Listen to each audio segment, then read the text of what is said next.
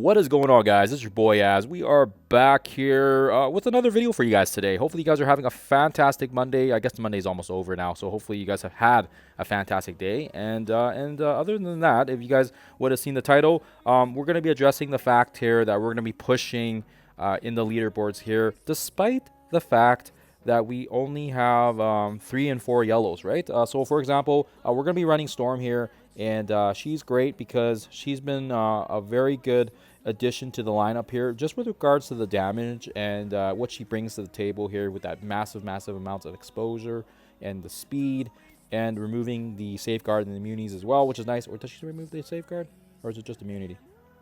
Yeah, the slow and the immunity. My apologies. And then of course as well, JJ is kind of the one that's the odd one out, so we won't really go over her kit, but we do use Daredevil. We kind of switch between Striker and Raider depending on the nodes, and of course as well, that's kind of what we use to pivot. Then we use Night Thrasher, again kind of switching between his Striker, and also we also use him as a healer and as a what else did I use him as? I used him as a healer, and oh, that was it. Okay. I think it's Speedball, excuse me, that I switched between Striker and Skirm, just depending on the situations as well. And of course Eclipse, Striker, healer, she kind of does it all, just depending on the roles and kind of where we're situated with the nodes. But I won't have the gameplay for you guys. I just want to let you guys know it is possible, despite the fact that we have the low stars on it. I actually just got enough shards on these guys thanks to the command center rewards, so I, maybe I'll bump them up and maybe see if I can push further. But for now, despite the fact that we have a 3-star, a 4-star, a 4-star, a 4-star, and then our Daredevil is the only diamonds on us, pretty amazing that we can kind of get this job done without, like I said, I would say from a free-to-play / minimum perspective, because I have seen a lot of people saying like, hey, my 6 yellows, they ain't cutting it, they ain't doing it, and I think once you guys play the nodes enough times, there is a lot of videos out now, especially Rage, Boyoan, Desir. I may make a video actually, maybe just linking everybody's videos, and then it's easy to find. But lots of great content creators, so shout out to all you boys, Rage, Desir, Zastain, oh gosh, who else is there? There's so many people making videos.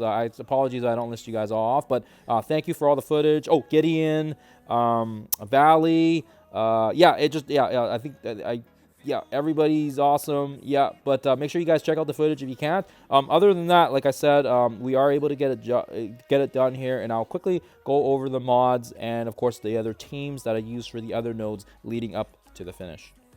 Okay, so before we jump into just the last bit of the gameplay, I just wanted to show you guys what I use for the nodes. Again, node 1, we had basically Phoenix Force, very straightforward. Of course, Daring Warriors, we switched out the JJ for Storm, Phoenix Force plus Xavier. It's a very complete team, and the Phoenix Force just heals so much, especially with all the increased damage. Again, this one, you want to make sure you have Old Man Logan with Xavier. That's going to make things a lot easier. Nightcrawler here is going to be good here if you have the ward buffs. He's able to take a turn before any of the absolute X-Men. And then we've got Hive Mind. Again, Kahori is in this one, so kind of a little pain in the butt, but if you have ward buffs, if you don't have ward buffs active, you don't really have to worry about them. But I did have it at one point, and then I took it off. So if you do struggle with it, just take the ward buffs off. Daring Warriors for node 6, very straightforward as well. Obviously, JJ swapped out. Node 7, we do a couple of sack attacks just so we can absorb the Fantastic Four bombs, and then we go in with the same team with our Xavier with Hellfire, and then finishing things off with Xavier and of course Professor X. And last but not least, of course, we use the Hive Mind again with Gore. Actually, what I did is I did a sack wave because it was the war buffs to absorb some hits, and then we go in with our kill wave, and fairly straightforward. We'll jump into the footage, and we skipped the blue marble section because that's fairly straightforward. But you want to make sure when this wave drops, you do have Daredevil kind of ready to go for when the next wave drops. And his crits here are so important. By focusing on Hank, we can get rid of Hank first, and that helps basically not allow for Odin to heal up. And you'll see here he dies, And then you'll see the crits coming here, and yes, Daredevil just does his thing. And yeah, it's going to take some luck. Even after you kill Odin, there's going to be some issues, and you're probably going to run into some issues. But yeah, the important thing here is once you take care of Hank, he doesn't heal himself back up, and it's going to allow you a much easier time here to progress. Okay, so fast forward that. Again, the footage is already available. It's just the same strategy applies, but of course as well, we just, we have to be a little bit more strategic with our hits. But we can get it done here with our team, and again, hopefully it gives you guys an idea here of how to do it without even having them in diamonds, right? Having them at 4 yellows, 4 reds, 3 reds, whatever you want to call it. So we're back on the main screen here, and I'll just kind of briefly talk about the mods that I used. We take this energy one because it doesn't really change all that much. Enemy specials have a reduced cooldown. This one, I would say, for the extra 10 points, does give a lot of grief, just because Null is actively using his ult in several of the nodes. And of course, as well, Invisible Woman can spam her special just because of the lower cooldown. So just kind of be aware of that. When a player uses their ultimate, they gain blind. So we just have to be a little bit more strategic. And then we don't take on Warp World or Vile Rally because we want the negatives to stick. And unfortunately, I tried both variations of it, and it was not successful, at least with the stars that I have on my characters. And then when we use our special, we also get the ability block. We did do it with war abilities on, and it was absolutely atrocious. We did get it done on a lower run, but then when I stacked on the offense, the attack bonuses, whatever, I took the war abilities off because I knew Kahori was just going to absolutely destroy us. Enemies gain 20% damage. Enemies gain 20% armor. We didn't have the other inner rage one. We did try it, but they were just doing too much damage, and my stars could not sustain it, so I removed it.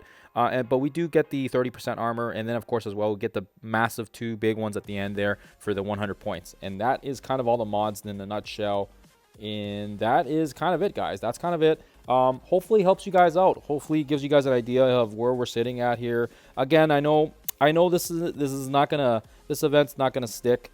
And I'm not gonna stay within this, but what I can say with absolute certainty is the fact that we can get it done here with 4 yellows with fairly minimal investment, and on top of that as well, we are gonna be guaranteed at least, like I said, I don't see it changing all that much too much, but you guys will see right here. I think we're gonna be for sure locked in on the 5 and the 6 red, unless something crazy changes. And also, I want to say, don't let people tell you can't do it, because yeah, I mean, there is a skill factor involved, but there's also a TCP involved as well. And I think every single person, and I'll just show you guys my TCP. I think almost every single person up and down of me is like north of 300. So let's pick I don't know, let's pick another guy. 452. We're just picking these guys at random here. 587. So yes, obviously if you have a bigger TCP, it's going to be easier, but like I said, don't let the TCP, don't let that be the factor. We can do it with low yellow stars. I think I already clicked on that guy. I'll see if I can find somebody lower than me, but I doubt it. Lots of these guys are like kind of the top echelon players, and I think most of these guys probably have both